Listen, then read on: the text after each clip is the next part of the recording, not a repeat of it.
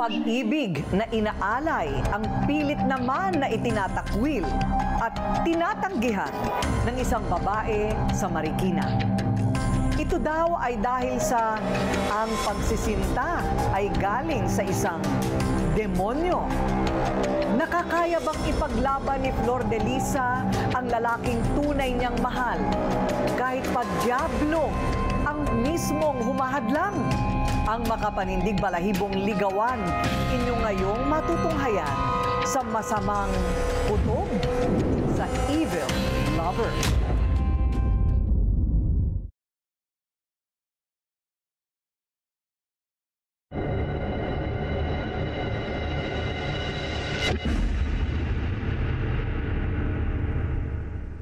Paano mo tatakasan ang isang pag-ibig na inaalay ng isang nilalang mula sa kadiliman? Handa mo bang ipaglaban ang iyong tunay na mahal kahit pa isang diablo ang kanyang karibal? Sa kanyang mga ngiti, bakas ang saya ng 45 gulang na si Ginang Flor de Lisa. May asawa't mga anak na, pero patuloy ang paggagambala ng kanyang masugid na manliligaw. Bantay sarado si Flor de Lisa sa pagmamahal ng isang demonyo. 8 taon pa lang si Flor de Lisa nang una niyang nakita umano ang demonyo. Ano namatay?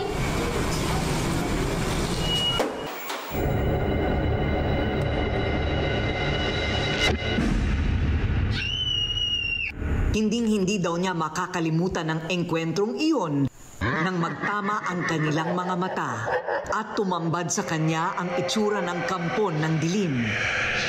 Titig na may pagnanasa at tila bagay gusto siyang ariin ng diablong nagagusto umano sa kanya. Tinawag ko, sabi ko, Nay, may nakaupo sa mesa kasi nagre-reflect siya sa TV. May nakaupo sa mesa, may tao. Sabi niya, walang tao, tayong dalawa lang dito. Hindi, meron ako nakita. Kahit balot ng takot, nagawa pa ng bata noong si Flor de Lisa, natitigan ang mukha ng demonyo na nagpapakita sa kanya. Kulubot dito, tapos parang patulis yung tenga niya dito, tapos may sungay, tapos maano yung ilong, matangos yung ilong. Tapos parang paganto yung baba niya, parang medyo pahaba ng konti lang. Yun, ganun lang. Tapos maitim siya, maitim na maitim.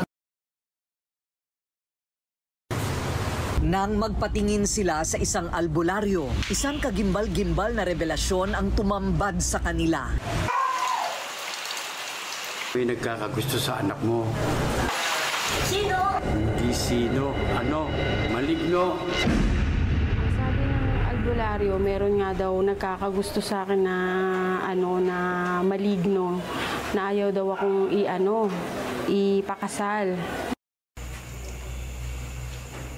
Nang magdalaga si Flor de Lisa, mas lalong tumindi ang kanyang kutob sa masamang nilalang.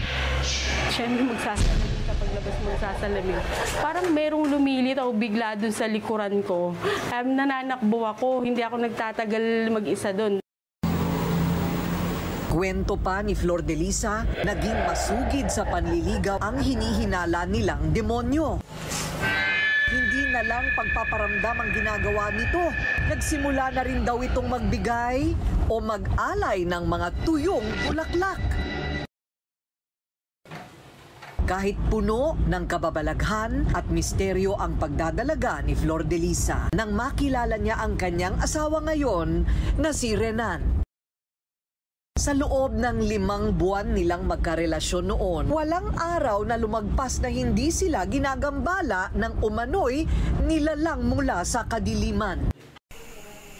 Umabot pa sa puntong sinasapian pa daw si Flor de Lisa ng kampo ng dilim. Ang hinala nila, dahil ito sa pagseselos ng sinasabing demonyo sa relasyon nila ni Renan. Nung boyfriend-girlfriend pa lang kami, nadala niya na ako sa albularyo. May time daw kasi na parang sumisigaw ako, nagagalit. Parang sinasapian daw ako. Sabi ko, ano sinasapian? Sabi ko ganun. Tapos kung ano-ano yung sinasabi mo, para kang demonyo na ang lakas-lakas mo, hindi ka namin mapigil. Kung saan niya kami nakarating ng araw dahil ayun na, dinadala ko sa faith healer, umabot kami rito, Caloocan, Las Piñas. Malakas, masyado malakas yan. 2 araw bago ang kasal ng magkasintahan. Sa hindi maipaliwanag na pangyayari, biglang lumobo ang paa ni Flor de Lisa. Dahilan para hindi niya maisuot ang sapatos na gagamitin sana sa kanilang kasal.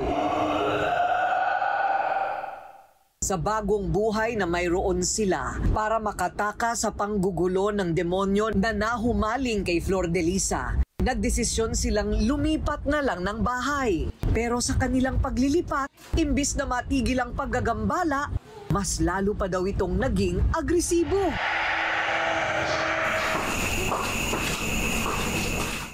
Lab, alis na ako. Sige, ingat. Umabot na sa puntong ginagaya ng demonyo ang itsura ng kanyang mister para siya ay maangkin. Una muna yung mukha ng asawa ko gagamitin niya. Tapos sabi niya, alis na ako, magbabiyahe na ako. Oh, bumalik ka. Sabi ko, oh, bakit bumalik ka? Sabi ko, sala ko, babiyahe ka na. Nakalimutan ko lang kami sa'yo.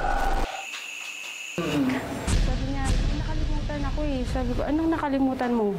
Nakalimutan ko humalik sa'yo. Sabi ko, hay, ganun ba? Di, lumapit siya. Habang papalapit yung mukha niya sa akin, iba na. Paitim na ng paitim, papangit na ng papangit. Habang lumalapit siya na yun, talagang kitang-kita ko siya, yung niya, yung sungay, yung nalilisik na mata. Sinunod din ng mag-asawa ang iba't ibang ritual at pangontra. Nariyang mag-alay ng manok at magsaboy ng bigas sa kanilang tahanan. Pero tila mas malakas daw ang kapangyarihan ng kadiliman noon dahil mas lalo umanong tumindi ang pagpaparamdam at paggambala ng sinasabing nilalang sa kanilang buhay. Pati ang bunsong anak niya pinagpapakitaan na rin ng diablo. Sabi niya, Mama, may lalaking laging nakatingin sa'yo, ang pangit.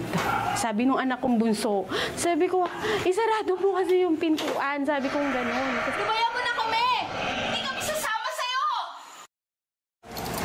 Maging ang biyenan ni Flor de Lisa na si Nanay Alberta hindi mapakali sa umanong masamang kutob niya sa demonyo.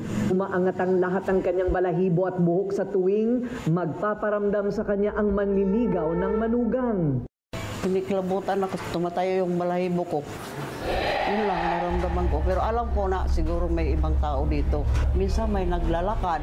Tapos pag tinitingnan mo, wala namang tao. Tapos minsan may dumadaan papuntang taas. Sinusundan ko pa yan kung may tao. Wala naman.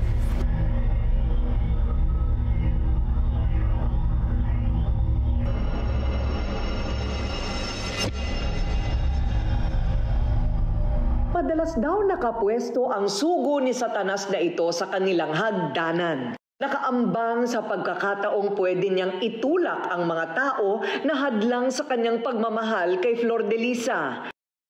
Hindi tumigil si Flor de Lisa sa paghahanap ng paraan at pangontra sa nilalang mula sa dilim. Hanggang binigyan siya ng isang albularyo ng pangontra para hindi na siya magambala ng kanyang masugid na manliligaw. Simula daw nang gamitin niya ito, may 3 taon nang hindi nagpapakita o nagpaparamdam ang umano'y demonyo. Ano meron ba rito sa hagdan?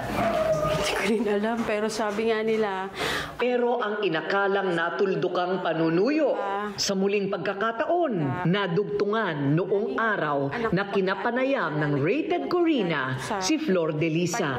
Nagparamdam daw ang kampo ng dilim at ito ay naramdaman din ng aming mga staff. Nakunan pa ng aming video ang mga kababalaghang nangyari. ako matandaan na nagkagano kasi lumalaban daw ako. Yung as in talagang ang tapang-tapang ko daw, nakikipaglaban ako. So, wala naman akong matandaan. Ito ma'am. Klein, namatay yung Pero hindi pa man nagtatagal matapos buksan ang ilaw ng aming kameraman. Muli itong namatay na tila nakikipaglaro o nang aasar. Actually talaga, meron talaga ditong kasi minsan yung anak ko bigla na lang nalalaglag sa hagdan eh. Hindi namin alam. Klein! Hindi namin alam, parang ayaw niya. Parang ayaw niya. At to, nagtatayo yung balahibo ko, hindi. Parang ayaw niya. Ito pangalawang beses na pinatayan tayo. Ano ang tingin mo? Yun nga, parang tingin ko nga, parang ayaw niyang i-air. Parang ayaw niya. Ipa-box niya na. Kasi, kanina pa, hanggang dito sa ulo. Sa ikatlong pagkakataon, namatay ulit ang ilaw ng aming setup. At bumalot ang kakaibang pakiramdam na nagpatayo ng balahibo sa katawan at buhok sa ulo ng aming mga staff. So, yung ilaw pinapatay, hindi naman daw lowbat. Oo, di ba? So, Jerome at Klein, ano ang inyong karanasan doon sa pag-interview sa ating case study? Actually, ma'am, upon arriving dun sa bahay ng case study, medyo naramdaman na talaga namin, nung buong team po ng Rated Corina, na medyo eerie yung place. During the course of interview, namatayan po yung ilaw namin. Kaya narinig po dun sa habang nag-i-interview, ay, Klein, namatay yung ilaw.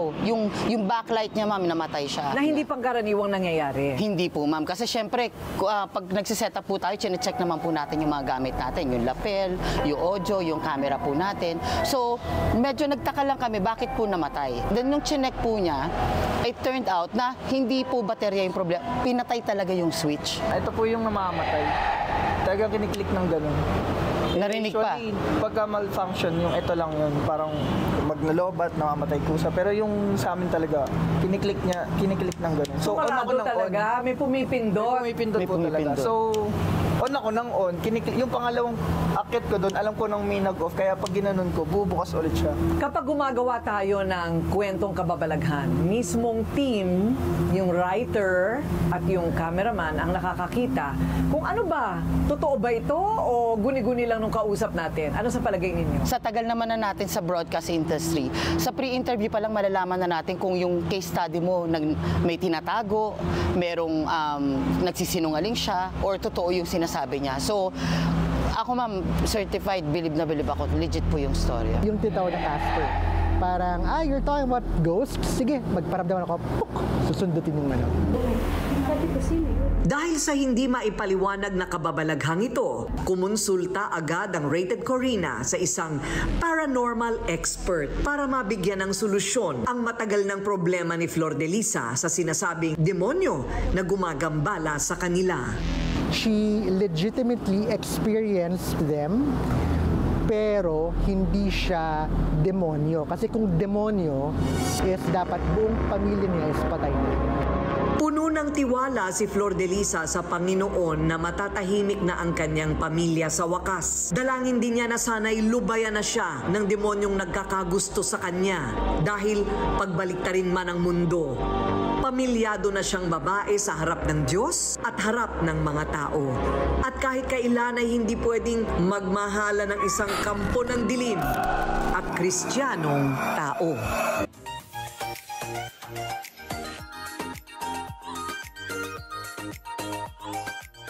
Makeup tayo ng makeup, makeup ng makeup. Paano tatanggalin ang makeup? Sabi ko, paano tinatanggal ng tao ang makeup nila? Ito ginawa ko kasi araw-araw ako halos naka-makeup sa TV Patrol, di ba? Sa aking mga show. Ang baby oil malagkit. Tapos, ayaw mo mag-shampoo, nalagyan na ng oil yung shampoo, pati unan mo may oil. Ayoko rin yung nasa jar. Kasi, yung jar, pag nilagay mong ganyan sa mukha mo, ganyan mo ulit, nagkaroon na ng makeup yung garapon, right? Kadiri.